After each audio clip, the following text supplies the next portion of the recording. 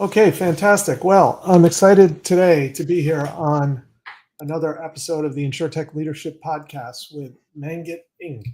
He is the founder and CEO of Anvil. Welcome, Mang-Git. Hello, nice to meet you, Joshua, and happy to be on the show. Yeah, absolutely. And Josh is fine, by the way. Uh, so, Mang-Git, Anvil, as I understand it, is a document automation company that serves insurance and insurtech companies by automating workflows and saving time, improving accuracy. And so maybe we could just start with a little bit more about kind of the company and the offering specifically in insurance and insurtech. Yeah, absolutely. So, thank you, Joshua, for the introduction.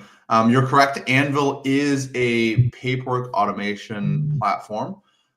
We are, when people think of paperwork automation, they often think about data extraction, but we're kind of the inverse. We are in the paperwork preparation, signature, completion kind of space. So, oftentimes we get compared to DocuSign from a signature perspective, but we really do so much more. We all know that in insurance, there is a lot of prep work that goes into a core document or goes into a new policy document. You got to fill out all the forms. You got to fill it out correctly. And Anvil kind of helps you solve all of those problems. We do that in a couple ways. One, we have what we call a PDF filling API. So if you're a software development company, an insurtech company that needs to fill out a document with data you already have, you can just make a request to Anvil, say, fill out this PDF template that you set up with this data, and Anvil will respond with a filled out PDF. And the whole templating process is actually quite cool. We use AI and computer vision to automatically extract fields that need to be filled out and to tag and label it for you so it can be used in your computer program. We also provide an e-signature solution that is both embeddable inside of your product, so you can make it look like your product, but also be used outside, kind of like how you would use DocuSign or any other e-sign solution. So really up to you, super flexible. And of course, it's API-able as well, so you can directly integrate it with your systems. And then finally, we have what we call workflows, which is, you can think of it as TurboTax for any set of documents. And so a lot of our customers will upload entire sets of documents into Anvil, tag them up, and then Anvil will automatically create a web form that they can then present to their customers to fill out and have all of the dynamic logic and rules and routing that needs to happen, especially for complex processes like workflow, like insurance workflows. And then that will, automatically populate the correct documents, send it through e-signature. You can link it to your CRM, however you choose to integrate it. So is the goal to sort of enable people who still want to use paper to be able to use paper? Is the goal to create like a paper-like environment but electronically? Or is the goal to kind of create those efficiencies around the workflows, or is it sort of the mix of all of that? Yeah, our ultimate goal is to move the world off of paperwork. I think the reality today is that everybody in almost any industry, right, has to deal with some kind of paperwork, and they are required to complete that paperwork as a result of some third party. Could be the government, could be the insurance carrier, could be another party that they're interacting with that's a much bigger entity, right? So in a lot of ways, we can't get away from the paperwork simply because of compliance, regulation, processes that have been established over many, many, many years. Now, what Anvil is trying to do is really create that bridge from the old way of doing things into kind of like the modern way of doing things without breaking the old process. So, if you use an Anvil workflow, for example, you can provide a completely digital experience to your clients that can fill out all their information online on their mobile device, then immediately sign the document. But the result of the workflow is a filled out document that you can then submit to a third party.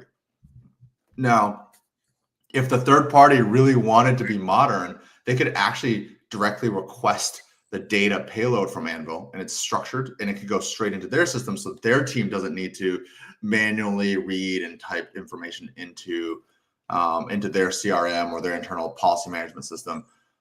But until they adopt that process or adopt more technology, they want to stick with the paperwork process, and we enable both. Got it. So what first sparked the idea for this, and then also, the decision to focus on the insurance industry? Yeah, it was a multitude of things. I think looking backwards, you can always like kind of piece together the path, right? I was working at a couple tech companies here in the Bay Area. So I was at Flexport briefly. I was at Dropbox, and both of those are like kind of in the document space. Like Flexport is a shipping logistics company, but how do you manage import, exports, customs, all of that stuff? It's paperwork. So in essence, Flexport was a internal tool for the Flexport team to type information into a system that would automatically generate documents along the shipping process.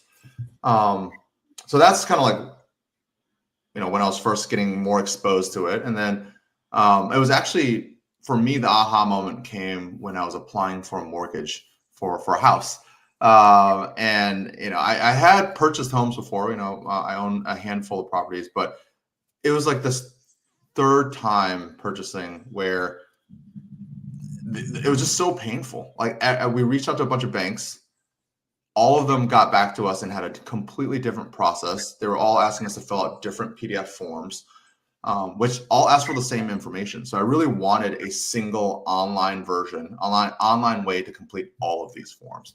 And that's when we really started thinking about, hey, what are the tools? What are the software, online software like tooling that we can provide to people in order to create this online experience that we all have come to expect, maybe without being super technical.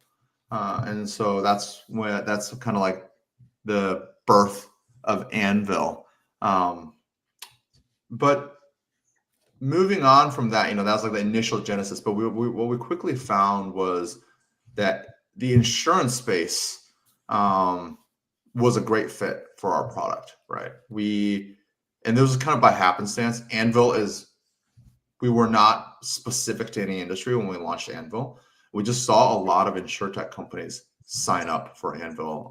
Some of our, one of our best customers, Vouch Insurance, they're excellent. We use them for our own insurance. And every year during renewal, I get a link that says, hey, fill out this form and we will renew your insurance. And it's an Anvil link. And it just like, makes me so happy to see our own product out in the world and helping Vouch streamline their renewal process. In not knowing the insurance industry, I don't know if anyone on your team had worked in the insurance industry or adjacent to the insurance industry in any way. Did it present any particular unique challenges? Absolutely. I think we went through our own kind of process of understanding how insurance paperwork works, right? Like, I think at first we're like, yeah, we could solve that problem. And then we got an Accord 101 form and we're like, oh my God, how do I fill this out? It's like, oh, you fill out the Accord 25. And then if you have overflow, you fill out the Accord 101, but it's also the overflow for like all of these other forms. And it's like completely unstructured. And there's like all these page repeating rules and stuff that happens. And so that was kind of like a wake up call. Fortunately, we kind of solved all those problems. And so now, Accords are just like kind of run of the mill for us. I'm sure we'll come up against some other challenging, crazy processes in insurance or other industries, but at least the process for Accords is pretty easy for us to handle. I would say the other thing is just like not knowing the industry terms and how the industry is set up. I think really understanding the landscape of insurance is important. A outsider would say, hey, let's go after all the carriers. But then the carriers, oftentimes they're not really incentivized to modernize their process. They don't make money off selling policies. They make money off of like investing the annuity that is a policyholder paying into the carrier, right? So, it turns out it's like brokers that are probably a better fit, MGAs that are a better fit for our product. And then also just like understanding that, personal lines of insurance, like auto insurance, stuff like that, it's pretty, cookie cutter nowadays. And a lot of companies have already created a whole digital process for it. And, maybe not worth our time to go and try to digitize because there's already established players there, but specialty insurance, that's a great spot for us to kind of inject ourselves, where there isn't maybe a standardized process, but there are standardized forms. So lots of like nuance in there. I will say one thing that I do love about insurance is that everybody's extremely friendly, extremely nice, and extremely kind with their time and generous with their time. And I now know enough to be dangerous and say the words, but I don't think I'm I'm definitely not an expert in insurance. So as your kind of go-to-market strategy evolved, like who have you landed on as the sort of target persona you're going after, say in a broker or an MGA? Yeah, so we often, right now the target persona is kind of like these more tech forward brokerages, tech forward MGAs. Oftentimes they're just straight up insurtechs, what people would just categorize as an insurtech. Yep. I think one thing that is super powerful is that while Anvil can automate a lot of the processes without software development or integration, Anvil becomes extremely powerful when you do have the capability to integrate. So again, if you are already a software first, digital first company, and you have a whole set of data and you need it to go into documents or you need it signed on a document, Anvil provides you all the infrastructure and all the integration points. And it's just not something your engineers really want to be thinking about, right? They don't want to be thinking about the paperwork. They want to be thinking about your core product. And paperwork becomes kind of like a service, like Stripe is a service to process payments. We're the service to process paperwork. And those are like kind of the early personas that have really resonated with Anvil. As we kind of evolve here, we are making Anvil more and more accessible to individuals, to companies, to people who are maybe just a mom and pop brokerage that doesn't have an IT team. And some of the ways we're doing that is actually making our e-signatures free. So if you go to our website and log in and sign up, you can send an e-signature packet without limitation, completely free, no limit on documents, no limit on signers. And then we really kind of like make our money when somebody decides to deeply integrate and really get those efficiencies that are much more valuable to the organization. Got it. So I think you mentioned at the beginning you use a combination of optical recognition, and AI. And I'm just curious, is LLMs continue to evolve and AI in general continues to evolve. Like, does that unlock new opportunities for you or new value that you can provide to customers? Yeah, absolutely. So our system today, when you upload a document, like an empty, kind of like not filled out document, we use our own kind of computer vision model to go find empty fields, which is kind of funny because there's a lot of models out there today for finding filled out text and extracting the text off a document. But like finding blank spaces is just not a space, like a exploration space that people have really gone and like solved. So we kind of built that computer vision model, leveraging existing models and like trained it to extract empty spaces on a PDF. And then we use publicly available LLMs in order to tag and label all of the fields that are on the PDF. So when you upload a document into Anvil, the result is we find all the boxes. Every box has a human readable label. Every box has a type. So it could be a date, social security, address. We kind of do all of that labeling for you. And then optionally, if you have a schema, like you already have a database with kind of how you structure data, you can send us those keys and we will associate the fields with those keys. and that makes it really easy to integrate into your system because we've already essentially mapped your data to the PDF. I do think what's interesting is that as LLMs get better, the expectation is that your product should just work that way. Like the LLMs should just be integrated into your product and make it that much easier to use, or like reduce the friction to use your product. And so I do think it's kind of like it's not really a race to the bottom, but like everybody's expecting this. So if you don't have it, that's a disadvantage. So where do you get your advantage in using these LLMs? It's really in the tooling and the UI and the ability to access these. That is super helpful, right? You know, when Anvil uses our AI and LLM system to tag a document, AI is going to get some of it wrong. It's not going to be perfect. So you have to have a really nice and easy way for a non-technical person to come in and say, well, this box is actually not a name. It should be a short text field. Yep. And this box should be a signature field. And like really quickly, just do a quick QA on it. And Anvil provides all of that. That is, that makes Anvil a easy and accessible easy to use and accessible product. Got it. So, you shared the sort of origin of the business, and you mentioned some of the companies you had worked for before and your exposure kind of to documents in through those businesses. So, like, are there particular roles you had previously that set you up well to take this on, or what's that sort of founder journey? And I can't stand the word journey, but founder journey or career path into becoming a founder been like?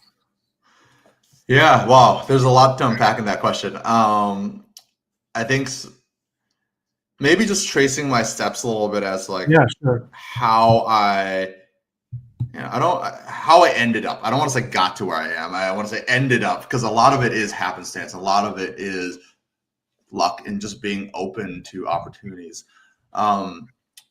So I kind of had a sense from an early age that I wanted to start a company. But I grew up in an area of America where entrepreneurship was just not that big. I grew up in Michigan. So the people that I looked up to, the professionals, were middle management at GM or college professors, or working in the state government, because I kind of grew up in like central Michigan. And so like entrepreneurship was like, somebody who started a business was like my classmate's dad who ran a construction company. And so it just wasn't, it was kind of like not the way that California or Silicon Valley views entrepreneurship.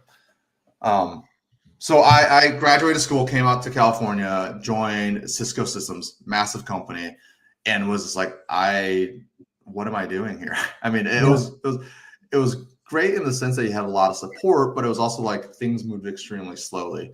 And so one day I just cold emailed, I believe it was hello@firespotter.com. And Firespotter was a new startup started by a guy named Craig Walker. He's a three-peat founder, previously created a company called Google Grand Central that became Google Voice. So he knew what he was doing, and somehow I made it through the noise, and they gave me a job offer as the 7th person on the team. And I think that's when I really got to experience startup life, startup culture, and that kind of set me on this path of, hey, I want to do this one day. So skipping ahead a little bit, joined a couple of startups, a handful got acquired. I kind of got to see the whole life cycle before I dove in head first myself to start a company. And I thought, hey, I'm well prepared. I've done startups my whole career. I can do this myself. And boy, was I ill prepared for the challenges that were to come, I think, from just starting your own company. There's just so many things. It's way different when you're in the driver's seat. It's a lot more stressful. I think I understood, looking back, I kind of understand now how well run like a company like FireSpotter Labs, which is now Dialpad, by the way. If anybody here uses Dialpad for their phone systems, how well run a company like Dialpad or FireSpotter was for such an early company. So learned a lot there from a startup experience, from kind of like journey to paperwork automation, insurance. I think this is a lot of that has just been part of my own experience running a company, trying to figure out who this product resonates with, talking to anybody and everybody, going to conferences, and just meeting great people along the way that are willing to share a little bit of their time with me and explain to me, how this could be useful. Vouch Insurance was actually the way Vouch became a customer of ours is actually we were in a shared WeWork space that was run by Silicon Valley Bank. They were just giving it out for free to founders, and they were sitting next to us at a table next to us, and I just started chatting with them, and they gave us some really great insight. And Travis, who is over at one of the founders of Vouch, he really, we had to spend a lot of time talking to him, and he kind of like helped us better understand the insurance space. So yeah, it's been kind of just like being open to opportunity and being a little bit just willing to speak to anybody and being precocious. Yeah. So did you either bring with you from observing some of those leaders run their businesses, or develop, since you've started the company, kind of your own leadership approach, or do you have any kind of leadership lessons? Maybe there were hard lessons that you'd like to share. Oh man. What are the lessons? There's obviously there's a lot of lessons. I think a lot of them are lessons that maybe the first thing to note is that I think a lot of founders are this way, where they kind of have to learn the lesson for themselves. Yeah. You kind of have to do it and like feel the pain yourself. It's just not, we're just not wired to be the type of person that sits in a classroom and learns the lessons and then goes out and implements it. We're just like, we have to feel the pain. And so I think a lot of the lessons I've learned have been lessons that have been relearned by many, many, many people over the course of history. So I will say that. I think what are some good lessons that I learned?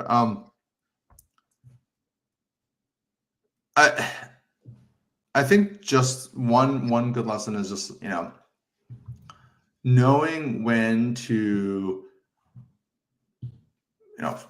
block out the noise or what you see in the outside world. I think especially in tech startups, there's just so much hype and news and whatever going on outside of your company about XYZ company doing this really well, or like XYZ raised $100 billion or whatever, right? Like, and it's easy to get discouraged if you're focusing outward.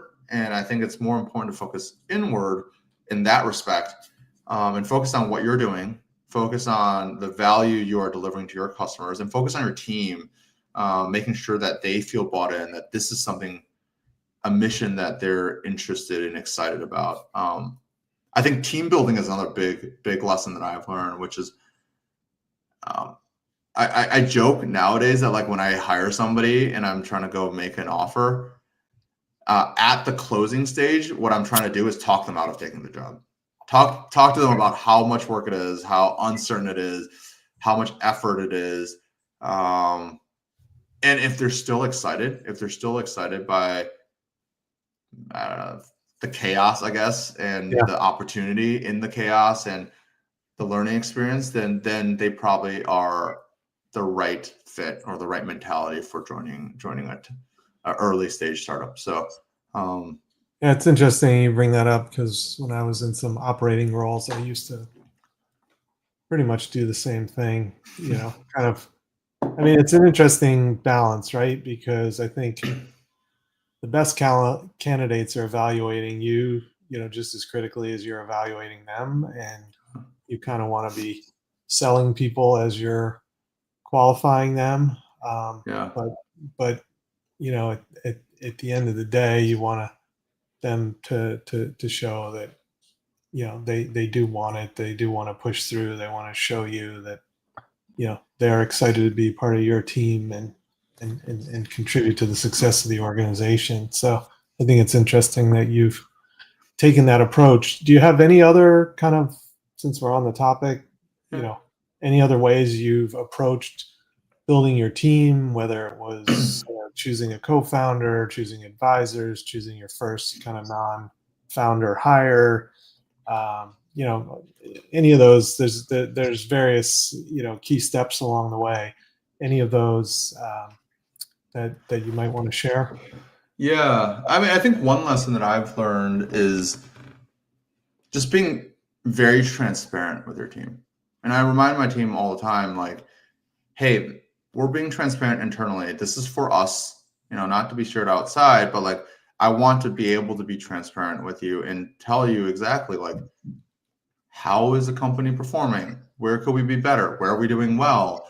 What are some future risks that we see? And it's not meant to scare you. It's not meant to like dissuade you, but it's meant to be maintain a level of trust where, I am trying to be as transparent and open as I can be, or as I am able to, so that you can be just as bought in doing what we're trying to do as I am. Like, I'm not trying to pull a fast one. I think history is littered with stories of startup founders that kind of like didn't do right by their team, right? And so I think having been both an employee of startups and now a founder, I think I've kind of experienced a little bit of both sides, and that is, I think that's kind of one takeaway I had is like, hey, just be extremely transparent. It's also direct. I think is a good attribute, but it's hard to be direct and give difficult feedback to somebody when there isn't a level of established trust that you're not being mean. You're not trying to hurt them. You're actually trying to give them the feedback so that they can improve. And that trust needs to be established over time. And so being consistent about your feedback, being direct, and then building that trust over time is very important. What about the other side of communication, which is kind of the feedback from the team or the feedback from the market, and being able to process that and then figure out how you need to integrate that into the way forward? Yeah. I've been told many times that I'm stubborn, and I would like to think that I'm pretty good at I'm I'm pretty good at debating and articulating my point of view. And sometimes I think that it often, I guess I wouldn't say sometimes. I think like I've been told that like it does sometimes suppress other people's points of view. And so that's something I'm actively trying to be better at and listen. I think I'm fortunate that I am surrounded by a team that I think, is open and willing to give me kind of hard feedback. Certainly have gotten my fair share of that. And I think that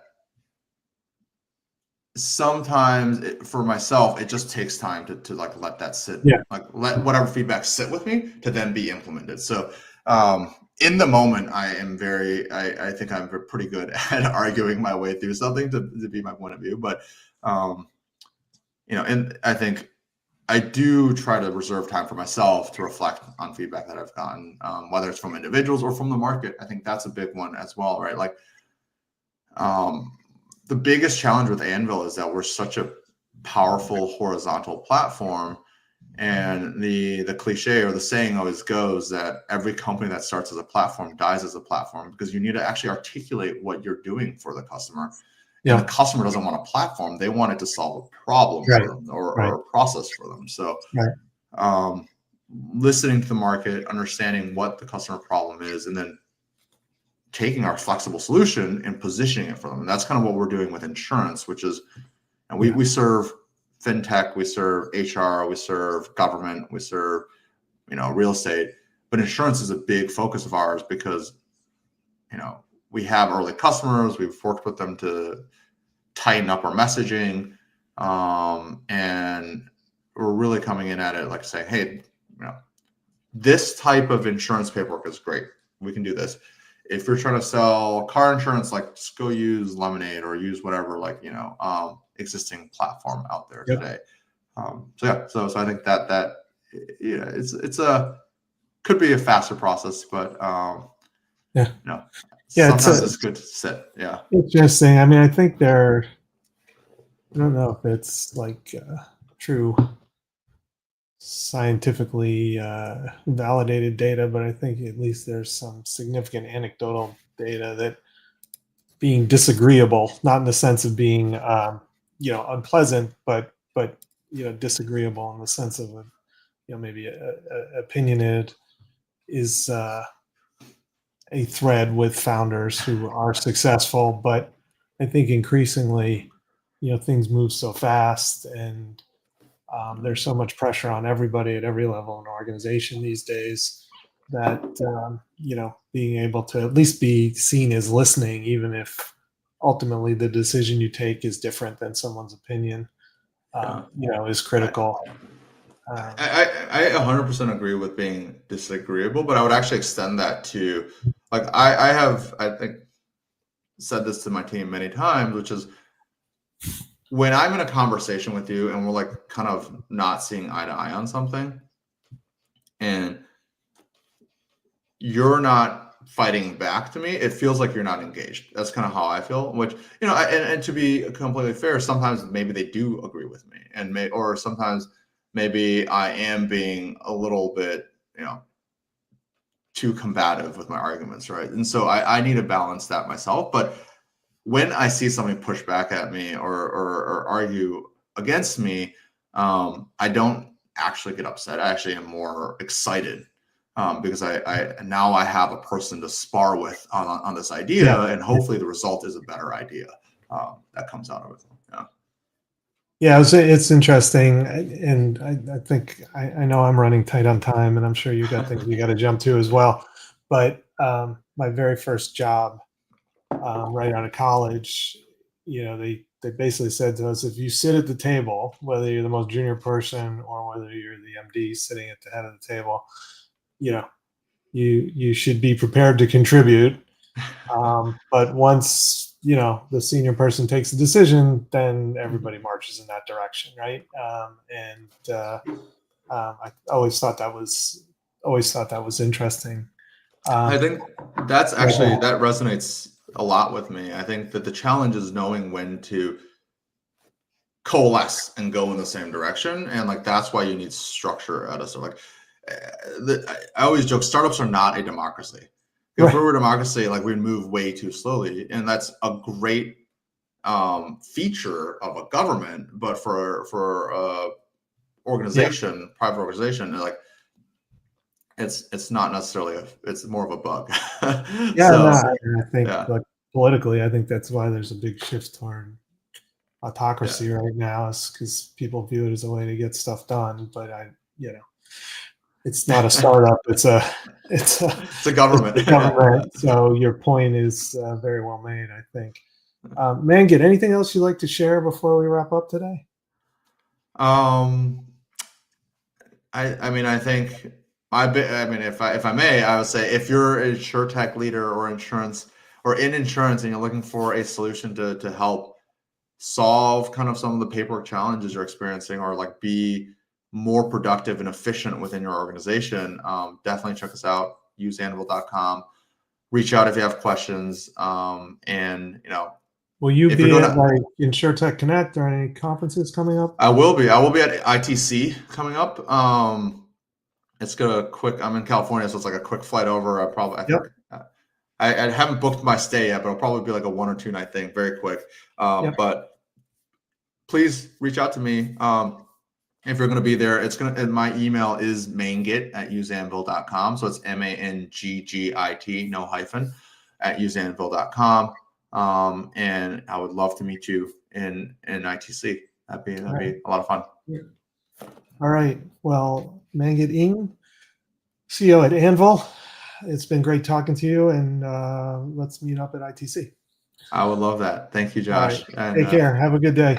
Have a good one. Bye-bye. Yeah, bye-bye.